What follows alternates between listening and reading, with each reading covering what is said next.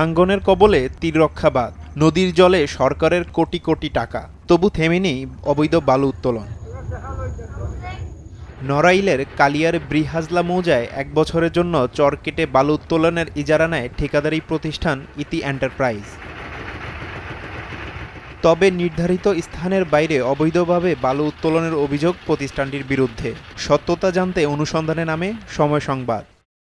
আপনি একটা কাজ করেন, সীমানাটা আপনি একটা কাঠিদারি দিয়ে যান, সীমানার ভিতরে যে আমরা থাকবেন।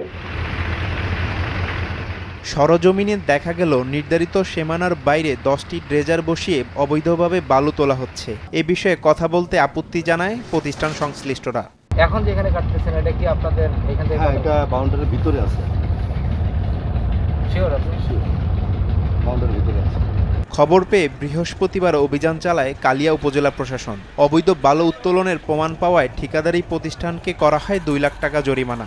যখন পেয়েছি তখন তারা পৌরসভার বড় কালিয়া মৌজায় বালু উত্তোলন করছিল। সেখান থেকে তাদেরকে আমরা হাতে নাতে ধরি এবং আমাদের মোবাইল কোর্টটি সম্পন্ন করি। তাদেরকে ২ লাখ টাকা জরিমানা দণ্ড প্রদান করা হয়েছে এবং আদায় করা হয়েছে। ২০০ কিলোমিটার খরস্রোতা নবগঙ্গা নদীর প্রায় ৪২ কিলোমিটার নড়াইলের ওপর দিয়ে বইছে। সময় সংবাদ, নড়াইল।